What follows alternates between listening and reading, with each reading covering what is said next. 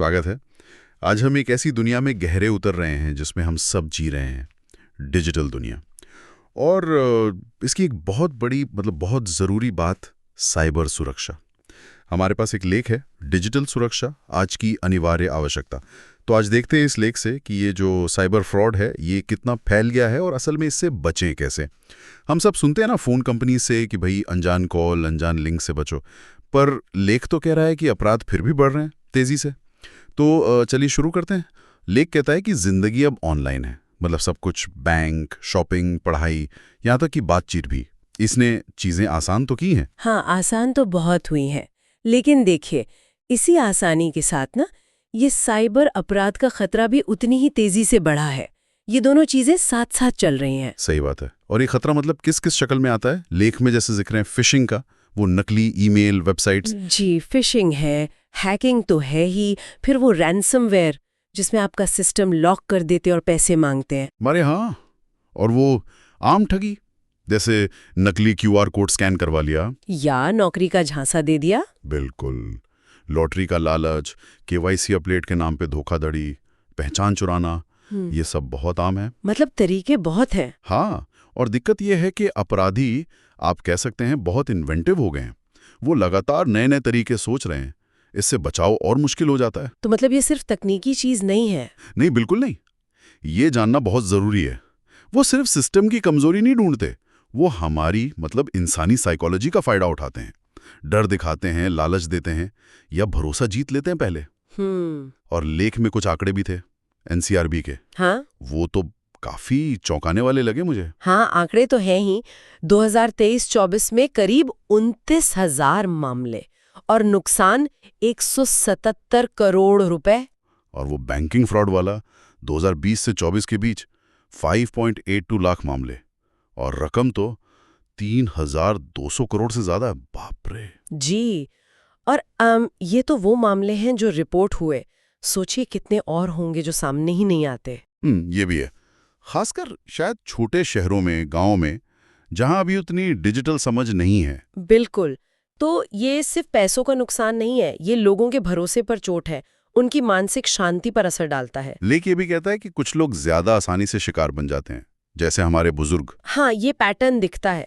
बुजुर्गों में अक्सर तकनीकी जानकारी थोड़ी कम होती है और वो जल्दी भरोसा कर लेते हैं। और छात्र, युवा, उनको फंसाते हैं मुफ्त की चीजों के लालच में या पार्ट टाइम नौकरी का झांसा देकर। छोटे व्यापारी भी हैं जो ऑनलाइन पेमेंट में फंस जाते हैं। अच्छा, वो डिजिटल अरेस्ट वाला भी सुना था मैंने। हाँ, वो भी एक तरीका है। या फिर निवेश के नाम पर ठगी। ये सब मनोवैज्ञानिक चालें हैं। खुद को बैंक अधिकारी या पुलिस वाला बता देंगे, ओटीपी मांग लेंगे, नकली ऐप डाउनलोड करवा देंगे। तो फिर करें क्या, कैसे बचें? लेख कहता है जागरूकता सबसे जरूरी है। हाँ, जागरूकता ही कुंजी है। बिल्कुल वैसे ही जैसे हम अपने घर पर ताला लगाते हैं ना, हाँ, वैसे ही हमें अपनी डिजिटल दुनिया, अपनी डेटा को सुरक्षित रखना सीखना होगा। पर ये जागरूकता प्रैक्टिकली क्या करें? इंटरनेट का इस्तेमाल समझदारी से करें। कोई भी संदिग्ध लिंक आए, ईमेल आए, कॉल आए, उस पर एकदम से भरोसा ना करें, शक करें। ओके। अपने पासवर्ड मजबूत रखें और हर अकाउंट के लिए अलग। ये बहुत जरूरी है। हाँ, ये तो मैं भी मानता हूँ। एक ही पासवर्ड सब जगह रखना तो बहुत खतरनाक है।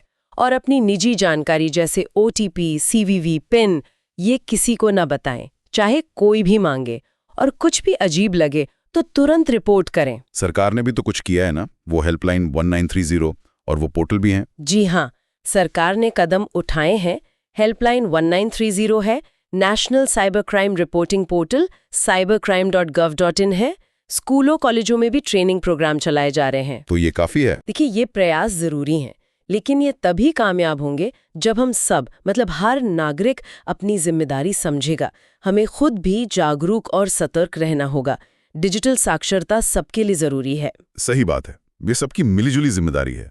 अच्छा, और अगर मान लीजिए सारी सावधानी के बाद भी कोई फंस गया, ठगी हो गई, तो घबराना नहीं है, पर एक्शन तुरंत लेना है। सबसे पहले साइबर सेल को इन्फॉर्म करें, 1930 पर कॉल करें या पोर्टल पर शिकायत करें। ओके, तुरंत। हाँ, तुरंत। और अपने बैंक को भी फौरन बताएं ताकि वो अकाउंट या कार्ड ब्लॉक कर सकें या ट्रांजैक्शन रोकने की कोशिश कर सके। और पुलिस में एफआईआर भी जरूर दर्ज कराएं। ठीक है। और कुछ? हाँ, एक बहुत ज़रूरी बात, सारे सबूत संभाल कर रखें। वो फ्रॉड वाले मैसेज, ईमेल, कॉल की रिकॉर्डिंग अगर हो, स्क्रीनशॉट, बैंक ट्रांजैक्शन डिटेल्स, सब कुछ। अच्छा, वो डिलीट नहीं करना है? नहीं, बिल्कुल नहीं। ये जांच में बहुत मदद करते हैं। समझ गया।